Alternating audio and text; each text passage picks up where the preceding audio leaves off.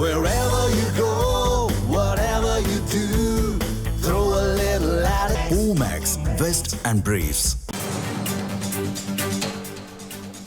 அண்மை செய்தி. தென்னிந்திய திரைப்பட எழுத்தாளர்கள் சங்க தேர்தலில் இயக்குனர் சேரன் தலைமையிலான நம்ம கே பாக்யராஜ் அணி வெற்றியை தழுவியிருக்கின்றது.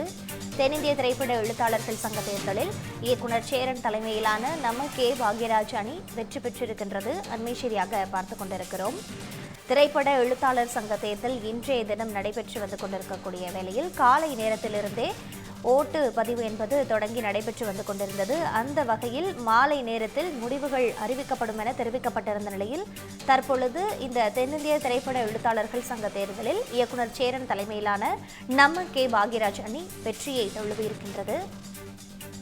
இயக்குனர் குகநாதன் தலைமையிலான அணியை போட்டியிட்டு வெற்றி பெற்றது இயக்குனர் சேரன் தலைமையிலான அணி என்ற ஒரு முக்கிய செய்தியை நாம் பார்த்து வருகிறோம். கூடுதல் தகவல்களோடு இணைப்பில் இருக்கிறார் எமது செய்தியாளர் வினோத். வினோத், திரைப்பட எழுத்தாளர் சங்க தேர்தல் முடிவு அறிவிக்கப்பட்டிருக்கிறது. முழுமையான தகவல்களை பதிவு பண்ணுங்க. வணக்கம். சென்னை வடபழனியில் உள்ள தென்னிந்திய திரைப்பட எழுத்தாளர் சங்கத்தின் தேர்தல் என்பது காலையிலிருந்து விறுவிறுப்பாக நடைபெற்று வந்தது. இந்த தேர்தல் பொறுத்தவரையில் நம்ம கே பாக்யராஜ் அணியும் திரைக்கதை மன்னன் கே பாக்யராஜ் அணி என இரண்டு அணிகள் நேருக்கு நேராக மோதியிருந்தார்கள். குறிப்பாக இயக்குனர் சேரன் தலைமையில் நம்ம கே பாக்யராஜ் அணி என்பது களமிறங்கியது. அதே போல இயக்குனர் வி.சி. குகநாதன் தலைமையில் திரைக்கதை மன்னன் கே பாக்யராஜ் அணியும் களமிறங்கிறது. காலையிலிருந்தே விறுவிறுப்பாக இந்த ஓட்டு எண்ணிக்கை என்பது தொடர்ந்து நடைபெற்று வந்தது. இந்த சூழ்நிலையில்தான் தற்போது வாக்கு எண்ணிக்கை என்பது விறுவிறுப்பாக நடந்தது. குறிப்பாக 9 சுற்று என்பது அந்த தலைவர் பதவிக்கான வாக்கு எண்ணிக்கை என்பது நடைபெற்றது. அந்த தென்னிந்திய திரைப்பட எழுத்தாளர் சங்க தேர்தல் தலைவருக்காக நம்ம கே பாக்யராஜ் அணி சார்பில் போட்டியிட்ட இயக்குனர் சேரன் தற்போது வெற்றி பெற்றிருப்பதாக தற்போது அறிவிக்கப்பட்டிருக்கிறது. குறிப்பாக தபால் ஓட்டுகள் 15 ஓட்டுகள் இருந்தது. அதில் 12 ஓட்டுகள் சேரனுக்கு விழுந்திருக்கிறது. அதே போல 2 ஓட்டுகள் இயக்குனர் குகநாதனுக்கும் விழுந்திருக்கிறது. 1 ஓட்டு செல்லவில்லை எனவும் தெரிவிக்கப்பட்டிருக்கிறது. மொத்தமாக 124 வாக்கு வித்தியாசத்தில் தற்போது சேரன் வெற்றி பெற்றிருக்கிறார்.